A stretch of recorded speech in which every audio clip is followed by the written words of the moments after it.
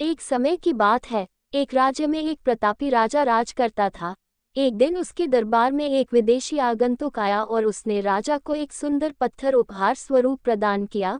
राजा वह पत्थर देख बहुत प्रसन्न हुआ। उसने उस पत्थर से भगवान विष्णु की प्रतिमा का निर्माण कर उसे राज्य के मंदिर में स्थापित करने का निर्णय लिया और प्रतिमा निर्माण का कार्य राज्य के महामंत्री को सौंप दिया। महामंत्री गांव के सर्वश्रेष्ठ मूर्तिकार के पास गया और उसे वो पत्थर देते हुए बोला, महाराज मंदिर में भगवान विष्णु की प्रतिमा स्थापित करना चाहते हैं। 7 दिवस के भीतर इस पत्थर से भगवान विष्णु की प्रतिमा तैयार कर राजमहल पहुंचा देना। इसके लिए तुम्हें 50 स्वर्ण मुद्राएं दी जाएंगी। 50 स्वर्ण मुद्राओं की बात सुनकर मूर्तिकार खुश हो गया और महामंत्री के जाने के उपरांत प्रतिमा का निर्माण कार्य प्रारंभ करने के उद्देश्य से अपने औजार निकाल लिए। अपने औजारों में से उसने एक हथौड़ा लिया और पत्थर तोड़ने के लिए उस पर हथौड़े से वार करने लगा, किंतु पत्थर जस का तस रहा।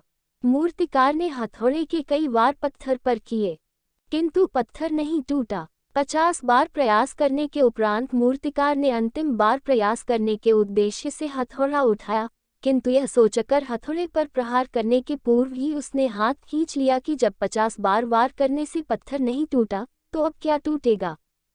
वो पत्थर लेकर वापस महामंत्री के पास गया और उसे यह कह वापस कर आया कि इस पत्थर को तोड़ना नामुमकिन है, इसलिए इससे भगवान विष्णु की प्रतिमा नहीं बन सकती।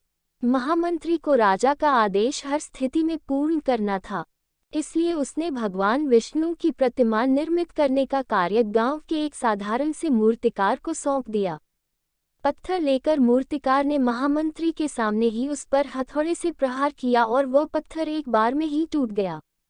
पत्थर टूटने के बाद मूर्तिकार प्रतिमा बनाने में जुट गया।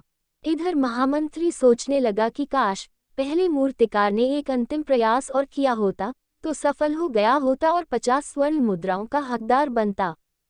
इससे ये सीख मिलती है कि दोस्तों, हम भी अपने जीवन में ऐसी परिस्थितियों से दो चार होते रहते हैं।